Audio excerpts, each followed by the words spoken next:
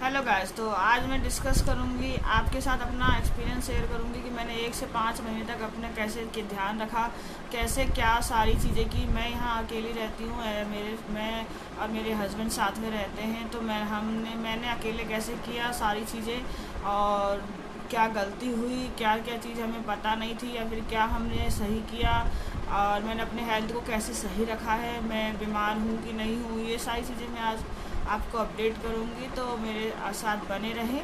और भी अगर अभी तक आपने मेरे चैनल को सब्सक्राइब नहीं किया है तो सब्सक्राइब ज़रूर करें, ताकि आपको और मेरी लाइफ और प्रेगनेंसी से अपडेट मिलती रहे। तो जैसे कि मेरा जो प्रेगनेंसी था, मुझे उस टाइम पता नहीं था ये मेरी फर्स्ट प्रेगनेंसी है, और हमें सबकी तरह मुझे भी प्रेगनेंसी के बारे में कुछ पता नहीं था।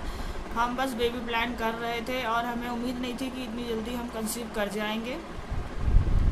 तो बेबी जब प्रेग्नेंट में हो गई तो मुझे उस टाइम पता नहीं चला। मुझे पीसीओडी की प्रॉब्लम थी, इसलिए मुझे पीरियड मिस होने के बाद भी उतना नहीं पता चला था, क्योंकि मेरा नॉर्मली पीरियड्स हमेशा 1 महीने 2 महीने 3 महीने के गैप में आता ही था। तो मुझे लगा नॉर्मल वही हुआ होगा, इस वजह से मेरे पीरियड्स नहीं आ रहे।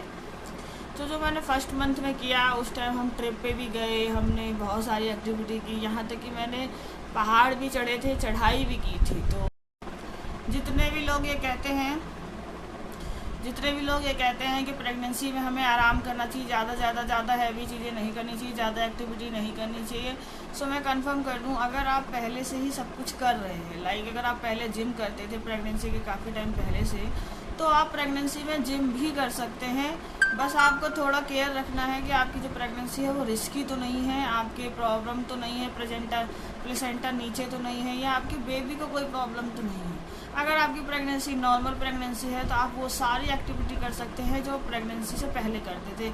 आप डांस, जिम, एक्टिविटी, कहीं चढ़ना, अगर आप माउंटेन भी क्रैम्प का कम कर रहे हैं तो वो भी आप कर सकते हैं। तो इससे आपकी बॉडी को कोई फ़र्क नहीं पड़ेगा, क्योंकि आपकी बॉडी को उस चीज़ की ऑलरेडी आदत है।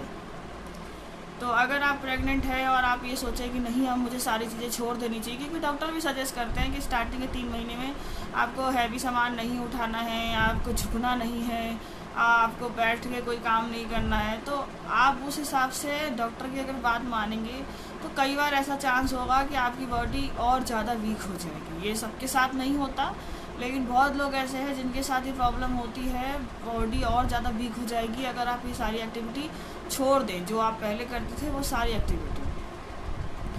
कुछ चीज़ें आप छोड़ सकते हैं, लेकिन ज़रूरी नहीं आप सारी चीज़ें छोड़ दें। अगर आपका खुद से मन नहीं कर रहा तो आप जिम अवॉइड कर सकते हो। लेकिन अगर जिम वैसे नॉर्मली इंडिया में लोग अलाउ नहीं करेंगे तो आप जिम अवॉइड कर सकते हो, लेकिन आप बाकी सारी एक्टिविटी कंटिन्यू रख सकते हो। आप यहाँ तक कि फिजिकल एक्टिविटी भी कंटिन्यू रख सकते हो, इंटरकोर्स, ये सारी चीज़ें भी कंटिन्यू रख सकते हो। डॉक्टर मना करते हैं कि आपको स्टार्टिंग के 3 मंथ में फिजिकल एक्टिविटी नहीं करनी, सेक्सुअल रिलेशन नहीं बनाना है। सो ये इसलिए रहता है क्योंकि स्टार्टिंग में बहुत सारे प्रेगनेंसी में ये चीज़ होती है कि हमें पता नहीं होता कि आपकी प्रेगनेंसी किस वे में जाएगी और वो वीक है कि नहीं है। इसी वजह से स्टार्टिंग के 3 मंथ में ये सारी चीज़ें आपको मना होती है, लेकिन 3 मंथ के बाद आप सारी चीज़ें कंटिन्यू कर सकते हैं। जैसे कि मेरा एक्सपीरियंस था, तो फर्स्ट मंथ में मुझे पता ही नहीं था कि मैं प्रेग्नेंट हूँ। तो प्रेगनेंसी के लिए हम ट्राई कर रहे थे, तो जिसकी वजह से हमारा सारा चीज़ एक्टिव था, इंटरकोर्स भी एक्टिव था, मेरे को पीसीओडी था, इसकी वजह से मैं एक्सरसाइज भी कर ही रही थी, मैं रोज़ वॉक पे जाती थी, और यहाँ तक कि मैं यहाँ पे बैडमिंटन, टेनिस, ये सारी चीज़ें भी खेलती थी, ताकि मेरा जो पीसीओडी है वो कम हो और मैं कंसीव कर पाऊँ। तो फर्स्ट मंथ में जब मैं प्रेग्नेंट थी तो मैंने ये सारी एक्टिविटी की है। उससे मुझे ज़्यादा कोई प्रॉब्लम नहीं हुई, मेंस मुझे बिल्कुल प्रॉब्लम नहीं हुई थी। एक चीज़ हुआ था उस 1 मंथ में, वो ये था कि मेरे पेट में ऐसा पेन होता था जैसे मैंने जिम किया है। वो होगा ही, क्योंकि मेरी बॉडी चेंज हो रही थी और मुझे इस चीज़ के बारे में पता नहीं था, और मैंने एक्टिविटी थोड़ी ज़्यादा, तो ये वाली दिक्कत मेरे साथ थी। लेकिन मेरी प्रेगनेंसी जो है वो नॉर्मल है, और मुझे उस 1 मंथ में जब मेरे मेडिसिन स्टार्ट नहीं हुई थी, उस 1 मंथ में भी मुझे किसी तरह का कोई सिम्टम्स नहीं था, लाइक उल्टी आना, चक्कर आना, वीकनेस होना, ऐसा कोई सिम्टम्स मेरा नहीं था। तो इस वजह से मैं कंटिन्यू थी। फिर 1 मंथ जब बीत गया था और मेरे पीरियड्स नहीं आए थे, तो हमने सोचा कि ऐसा भी हो सकता है कि हम बेबी प्लान कर रहे हैं और हम प्रेग्नेंट हों। तो मैंने पीसीओडी के लिए थोड़ा वेट किया कि मे बी पीसीओडी की वजह से ऐसा हो रहा हो। तो मैंने थोड़ा वेट किया। उसके बाद हमने चेक किया, तो मैंने जो चेक किया था नॉर्मल जो प्रेगनेंसी किट होता है उससे चेक किया था, और उस किट में एक ही लाइन आई थी। जो दूसरी लाइन थी वो काफ़ी देर के बाद आई थी, और वो मैंने ध्यान नहीं दिया था, क्योंकि वो जो छोटी वाली किट आती है वो ख़राब होती है। मैं यहाँ पिक्चर लगा दूँगी, वो मेरे हिसाब से वो ख़राब है। मोस्टली लोगों की एक लाइन एकदम हल्की आती है और दूसरी लाइन एकदम प्रॉपर आती है। तो मेरा जो था वो कैंसिल पे एक लाइन टी पे प्रॉपर लाइन आई थी, कैंसिल पे कुछ भी नहीं आया था, 2 लाइन नहीं आई थी। मैंने छोड़ दिया था किट। फिर मैंने 1 वीक फिर से वही सारी एक्टिविटी स्टार्ट की। अब मैंने कोई खान पान भी नहीं बदला था। फिर मैंने एक दिन ऐसे इत्तेफाकन, क्योंकि उम्मीद होती है कि हम प्रेग्नेंट हैं, तो इत्तेफाकन मैंने चेक किया कि पुराना किट देखती हूँ, क्या पता अब उसमें निशान आया हो। तो उसमें मुझे एकदम हल्की सी लाइन दिखी। तो फिर मैंने प्रेग्नेंसी का एडवांस किट मंगवाया, जो बड़ा वाला भी मैं यहाँ दे दूँगी। फिर मैंने प्रेगनेंस की ये वाली किट मंगवाई। ये वाली किट जो है ये एकदम 100% एक्यूरेट रिजल्ट देती है, और विद इन 5 टू 1 से 2 मिनट मैक्सिमम रिजल्ट आपका आ जाता है। इतना आप वेट करते ही हो नॉर्मली, पर जो छोटा वाला किट होता है उसमें नहीं आता। तो उसमें एकदम प्रॉपर लाइन आई, तब हमारा कंफर्म हुआ कि हम प्रेग्नेंट हैं। फिर भी था, फर्स्ट प्रेगनेंसी थी तो इतना एक्साइटमेंट था, बट थोड़ा सा ये था कि कहीं ऐसा तो नहीं है कि गलत है। तो फिर हम गए थे डॉक्टर के पास। तो डॉक्टर के पास हम गए तो अल्ट्रासाउंड हुआ। मेरा पीसीओडी था, इसलिए मेरा इंटरनल अल्ट्रासाउंड हुआ था, बिकॉज बेबी शो नहीं कर रहा था, ऊपर से विजिबल नहीं था वो। पीसीओडी में ऐसा भी होता है कि आपकी जो प्रेगनेंसी होती है वो 1 से 2 वीक डिले हो जाती है, बिकॉज ऑफ पीसीओडी होता है। डेवलपमेंट थोड़ा स्लो होता है स्टार्टिंग में, बाद में आपका डेवलपमेंट नॉर्मल चलता है। आप 1 वीक आपका माइनस हो जाता है, और उसके बाद आपकी सारी चीज़ें नॉर्मल चलती हैं। तो वो सारी चीज़ें उसमें ठीक थी। फिर उन्होंने मुझे बताया कंफर्म है। उसके बाद मेरी मेडिसिन स्टार्ट हो गई, जो फॉलिक एसिड और भी अलग अलग तरीके की मेडिसिन दी उन्होंने, वो मेडिसिन स्टार्ट हो गई। फिर मुझे सेकंड मंथ जब उस टाइम लग चुका था मेरा, फिर सेकंड मंथ में मेरी मेडिसिन स्टार्ट हुई। जब मेरे को मेडिसिन स्टार्ट हुई तो जाके मेरे शरीर से प्रॉब्लम, मतलब शरीर में प्रॉब्लम आना स्टार्ट हुआ। सो मुझे ऐसा लगता है कि मेडिसिन खाने से मुझे प्रॉब्लम हुई, क्योंकि जब मैं प्रेग्नेंट थी 1 महीने पहले और मैं मेडिसिन कंज्यूम नहीं कर रही थी, तो मेरी बॉडी एकदम हेल्दी थी।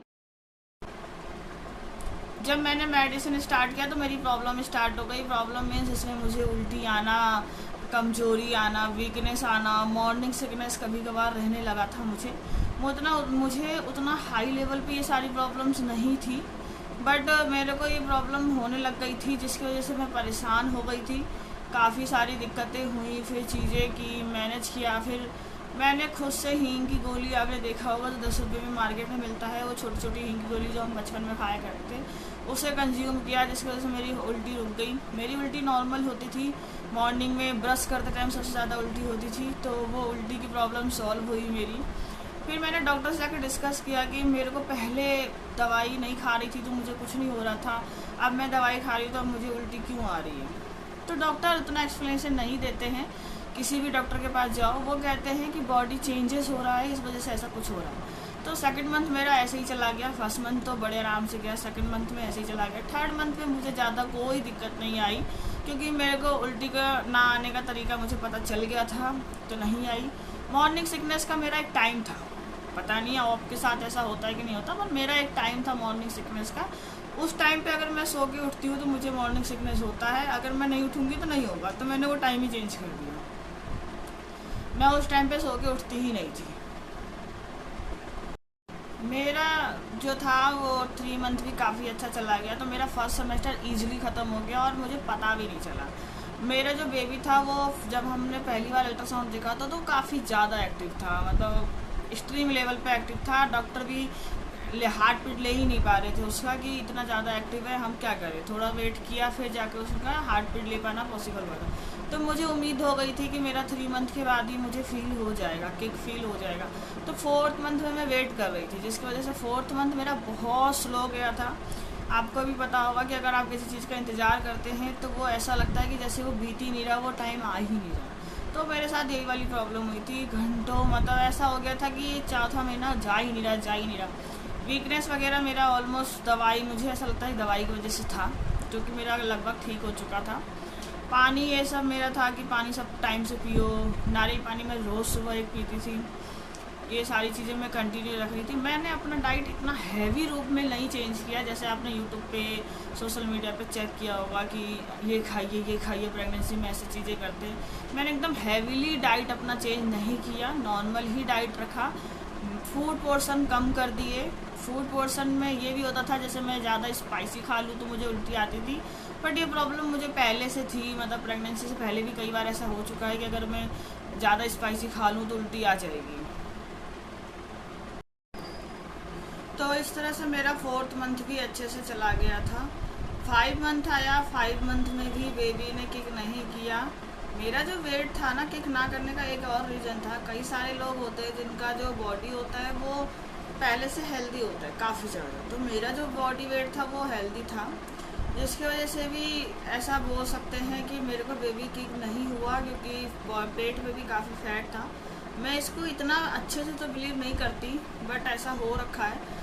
और कुछ लोगों को तो बेबी किक होता है 6 मंथ 7 मंथ के बाद भी, तो इसलिए भी इतना कोई बड़ी बात नहीं है। और आपने कभी बिना मशीन के हार्ट बीट फील किया है? मैंने किया है। कैसे किया है मैं इसके ऊपर अलग से वीडियो बना दूंगी। फील होता है वो मेरे अकॉर्डिंग तो वो हार्ट बीट ही है। बाकी डॉक्टर कहते हैं कि आपको जो बेबी है वो उस एरिया को प्रेशर करता है, इस वजह से आपको हार्ट बीट जैसी फीलिंग आती है। मैं ऐसा कैसे चेक करती हूँ ये मैं बताऊंगी आपको नेक्स्ट वीडियो में। तो जब मेरा 5th मंथ था वो नॉर्मल चला गया, मैंने उसमें भी ज़्यादा कुछ नहीं की एक्टिविटी। अब जो है वो मेरा 6 मंथ चल रहा है। इस 6 मंथ में अभी 4 दिन हुए हैं। इसमें मेरे को थोड़े बहुत सिम्टम्स नए आ रहे हैं। वो ये हैं कि थोड़ा सा जब भी कुछ भी खाओ तो ऐसा फील होता है कि उल्टी होने वाली है, पर उल्टी मुझे अभी तक हुई नहीं है। फीलिंग आती है उल्टी होने वाली। तो ये मेरा टूटा फूटा एक्सपीरियंस था। मेरे अकॉर्डिंग मेरी प्रेगनेंसी काफ़ी अच्छे से गई है, मेरी नॉर्मल से भी काफ़ी अच्छी रही है। कोई हैवीली उल्टी नहीं, कोई नोजिया नहीं, कोई मॉर्निंग सिकनेस नहीं रहा है, मुझे उतना ज़्यादा वीकनेस नहीं रहा है। बॉडी में एक जीभ पल रहा है तो थोड़ा बहुत फ़र्क पड़ेगा ही शरीर पे, बस उतना सा ही फ़र्क पड़ा है, उससे ज़्यादा मुझे कोई फ़र्क नहीं पड़ा है। हैवी वेट हूँ मैं, बट मेरा वेट भी उतना ज़्यादा गेन नहीं हुआ है। अभी मेरा 6 मंथ है और लेकिन थोड़ा नॉर्मल से थोड़ा ज़्यादा हो सकता है मेरा वेट गेन, अगर आप सबका एक्सपीरियंस है। तो मेरा ओवरऑल 8 kg के आसपास वेट बढ़ चुका है अभी तक, और ये नॉर्मल ही बढ़ रहा है। 1 से 2 किलो पर मंथ के अकॉर्डिंग ही आप काउंट कर लें, इतने का ही मेरा वेट गेन हो रहा है, तो ये सब नॉर्मल है। सो इस सारे एक्सपीरियंस में मैं आपको एक चीज़ बताना चाहूँगी। आपके साथ अगर कोई ऐसा पर्सन है जो आपको सपोर्ट कर रहा है, तो आपका इससे हैवी भी प्रॉब्लम हो तो आराम से सॉल्व हो जाएगा। लेकिन अगर आपके साथ कोई भी ऐसा नहीं है तो आपको ये प्रॉब्लम भी बहुत बड़ी लगेगी।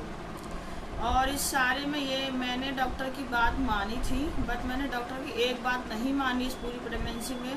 वो ये है कि स्टार्टिंग में 3 मंथ में आप सारे काम छोड़ दो, आप कोई चीज़ मत करो, आप झुको मत, आप ऐसे मत करो, आप आराम करो, आप ज़्यादा ऐसे मत लेटो, ज़्यादा वैसे मत लेटो। मैंने ये सारी चीज़ें नहीं मानी उनकी। मेरी प्रेगनेंसी नॉर्मल थी तो इसलिए भी हो सकता है कि मुझे ज़्यादा बड़ी प्रॉब्लम नहीं हुई, लेकिन अगर आपकी रिस्की है तो आपको उनकी बात माननी चाहिए। तो प्रेगनेंसी में 2 चीज़ मैंने खाने में अवॉइड किया था, वो है पपीता और अनानास, ये 2 चीज़ अवॉइड किया था। और आपको पता है प्रेगनेंसी के स्टार्टिंग में 3 मंथ में आपको ज़्यादा गर्म खाना नहीं खाना चाहिए। तो और भी जैसे फ्रूट्स होते हैं जो बॉडी में हीट रिलीज़ करते हैं, जो गर्म होते हैं, जिनका ताज थोड़ा गर्म होता है, वो आप प्रेगनेंसी में ना खाएं। लेकिन पपीता और अनानास तो बिल्कुल भी ना खाएं। 3 मंथ के बाद आप थोड़ा बहुत खा सकते हैं, बाकी आपकी चॉइस है। आपने 3 मंथ नहीं खाया तो आप आगे भी ना खाएँ तो अच्छा ही है। पपीता भी मेरा अब 6 मंथ चल रहा है तो मेरे को घर वाले बोल देते हैं कि अब आप खा सकते हो, बट मैं नहीं खाती कि अब 4-6 महीने नहीं खाएं तो अब और 2-4 महीने नहीं खाने से ज़्यादा कुछ नहीं बिगड़ेगा, तो इसलिए मैं नहीं खाती। आपको पानी 4 से 5 लीटर पीना है। पानी अगर आप नहीं पी रहे तो आपको UTI, इन्फेक्शन और भी चीज़ें हो सकती है। सो इसके ऊपर मैं हम बात करेंगे नेक्स्ट वीडियो में। ये वीडियो थोड़ी ज़्यादा लॉन्ग हो गई है तो इसलिए आप बने रहें, सब्सक्राइब कर लीजिएगा मेरे चैनल को। अगर कुछ भी इशू लगे या आपको कोई इन्फॉर्मेशन में डाउट हो तो आप मुझसे ज़रूर कंफर्म कीजिएगा। और मैं एक बार और बोल दूँ, मेरी प्रेगनेंसी नॉर्मल है, तो मेरा एक्सपीरियंस डिफरेंट है।